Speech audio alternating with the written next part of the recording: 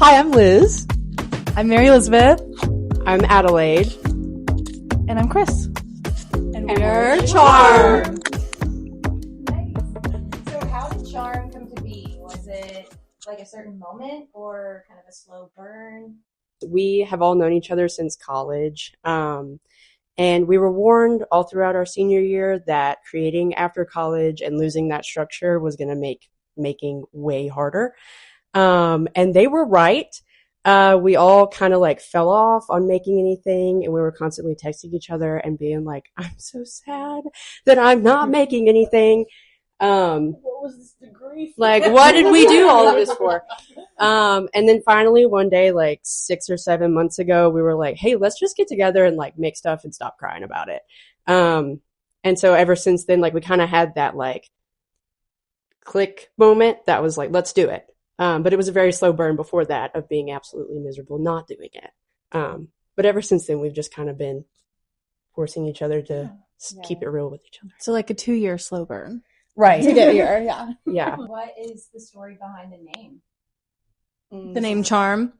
Okay, well, for my piece, I was thinking a lot about protection and protection charms and the many ways that they can kind of manifest. So Addie has her DS and hers. I have my bunnies. Like, we all have the little things that make us comfortable and like want to protect. And I feel like when we came together as a group, we really wanted to support each other and protect each other and like creating and like making a safe space for each other. So Charm is in protection charm. We really agonized over the name. Oh my gosh. We had so many names and they were all terrible. I don't think they were all terrible. I came up with pigeon pulp, and I think that we could have gone by pee-pee, and that would have been perfect. It's not gonna work.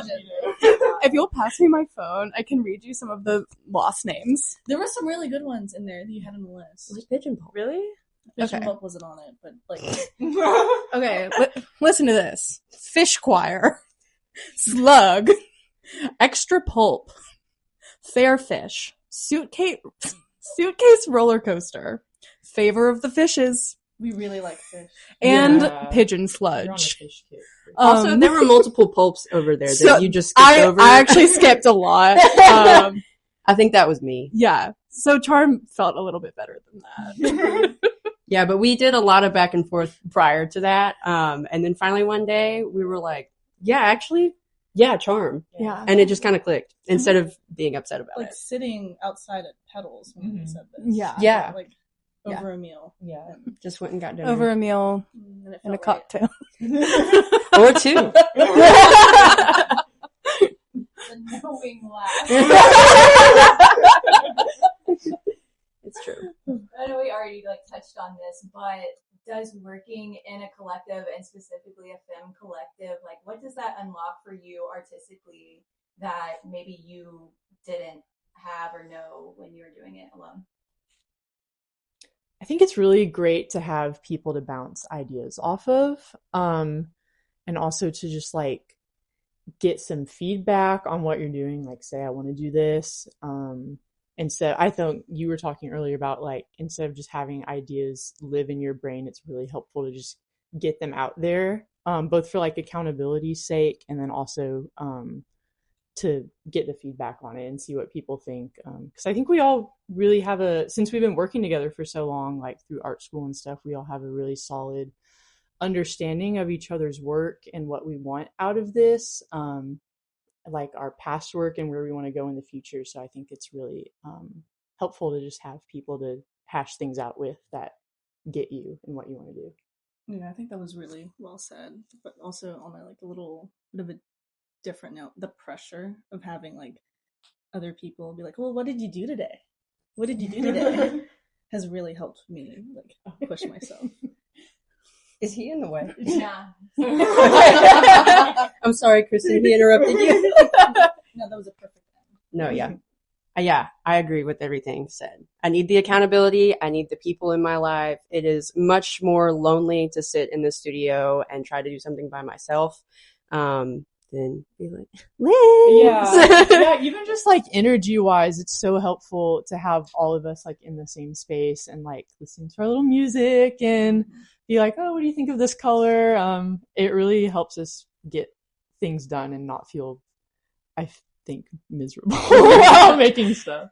Yeah. There's something so depressing and foul about making something that you kind of already think is shit, and then you have nothing to do with it, no one to show it to. And you're like, okay, so that was a waste of time. Yeah. It's good for it just to do it. Yeah. On a lighter note, it's also like really awesome when we get to watch each other get excited about what we're doing and like be like, yes, girl, you are doing exactly what you were trying to do, and I love to see it. Yeah. Getting hyped for each other. Yeah. Yeah. What's the group dynamic in 3 words? Do we each get 3 words? How about each person gets a word? We'll do 4 words. Ooh. Okay. Okay, Liz, you want to start? Oh gosh. Silly. Sorry. Have fun following that one. Supportive. Resilient. Well, we want quick. Hold on. Come on now. Comforting. Wow, that's a good mix. And how would you describe your dynamic in terms of artists and friends? Good question. We're like, Your styles as artists and how you come together. I think up until very recently, I made a lot of work out of chaos and out of like heavy emotion. And then like taking a pretty long break from that and kind of like growing as a person and just living my life as a, 20-something-year-old. I think now my work is more geared towards like accepting myself and doing things that feel like they represent me as I am now and not who I once was or who I wished I was or anything like that. I feel like I really try to focus on being content and what makes me feel content and what brings me that sense of comfort and joy and love. yeah. And pink. Period. The color pink. Period. Magenta, pink, fuchsia, we love it. I forgot what I was gonna say. Oh, I was gonna say for me, like, the most important thing about this is that it's fun and like we're doing it to express ourselves and because like we have a drive to make things, but also because like we find joy in like painting or making things or making a color palette. Like I don't know, it's a little bit lighter, like Addie said. Yeah. Why do you think it's important for femme artists to take up space, to use their voice? Because if you don't, no one else is going to do it for you. Has always been like my main takeaway from that. If I don't make my own space, like the chances of someone giving that to me are very low. So I'm really happy that we created this little community where we feel pretty like fairly safe to make work that really speaks to us. And I feel like, doing art school type things, it's useful in many ways, but there are a lot of things that are like, now that I look back on it, I'm like, now I feel like I took that the wrong way and I just went the completely wrong direction. And feeling like I can tell my own story now and not feeling like anyone's telling it for me, I feel like is really important to me and important to us. My bad. I thought my shit was on silent. Anyway, yeah, telling my own story and not having anyone else tell it for me anymore. Period. I mean, obviously there's nothing better in the world than female artists and queer artists and BIPOC artists. It's just we need more representation. I mean, that's kind of a given. That's not really a deep thought or anything. But like Kristen said, nobody's going to do it for you. Yeah. So it's been exciting, I feel like, meeting people even just at our first show who were excited by this and all the opportunities to like meet these new people and expand our artist community and hopefully do something with them in the future has been great.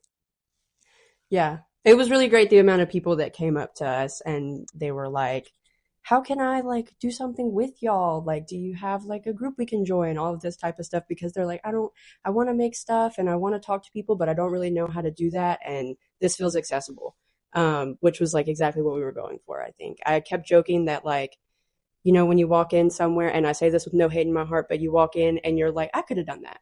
Well, good. Get up and do it then. Because that's how we felt, and that's how I wanted people to feel coming in here, that you say, oh, I can do it. Do it. Because you can't. If I did it, you certainly can. Yeah. Mm-hmm. What was the inspiration behind the name Please Look After Me? Jellycats. I should have brought one. I know, we meant to bring one, but we didn't. Well, once again, we were sitting there trying to think of a title. I don't know. This one might have been sober. Yeah, listen. Yeah, no, my best friend gave me a Jellycat for Christmas, and that's about the time we kind of started doing it. And their little tag says, please look after me. And I was like, that is so just tender and lovely. And I don't know, I think it really applied to the kind of art I wanted to make and the kind of thing we wanted to do with Charm, just to connect with connect with each other and like look after each other. Yeah. If you will.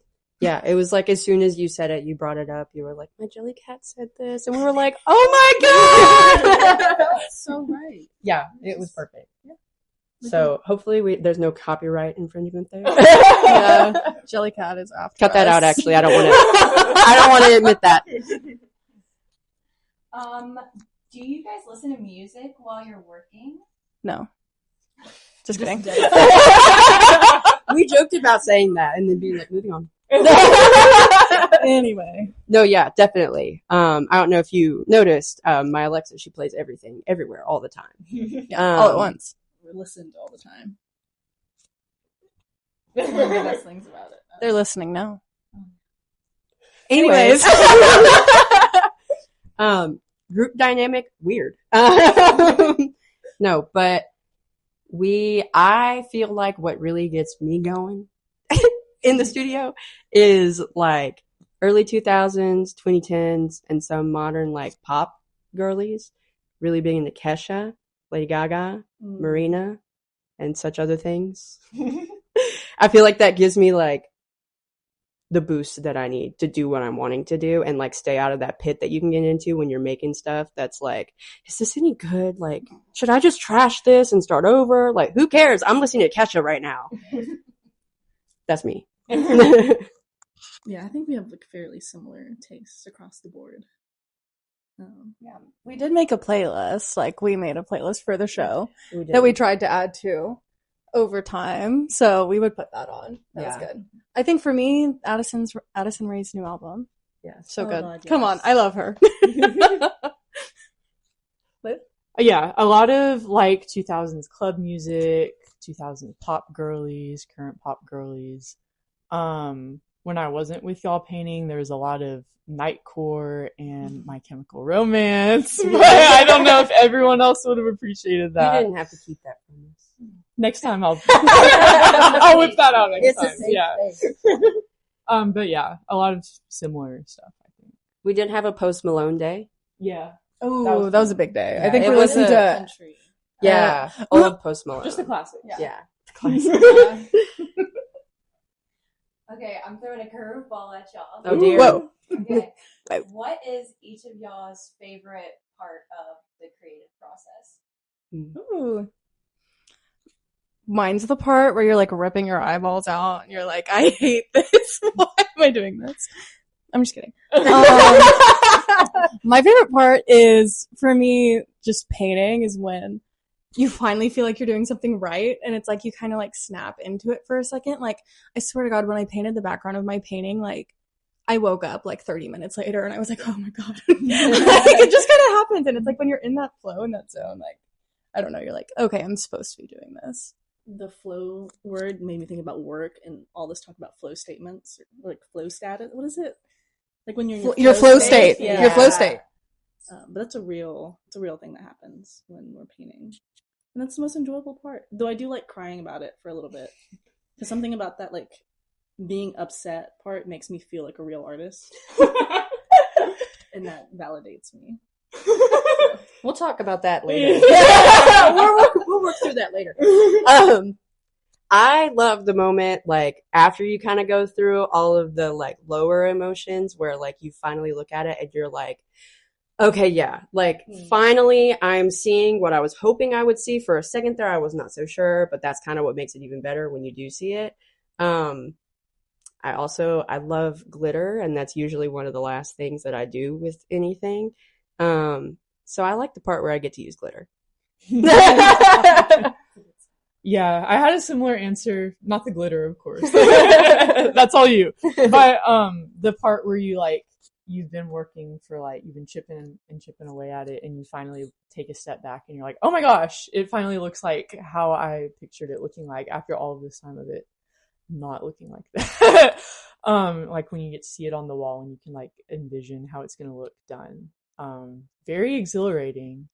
I also like I guess sort of similar to your glitter, at the very end when there's just finishing touches that you want to add. It's really satisfying to go in and add that one little thing. Yeah, those are my favorite parts. I feel like it's also super fun to go back and look at sketches or very early things that you did with it and be like, that's really where we came from. Because sometimes that's really just not where you end up, and I love it when that happens.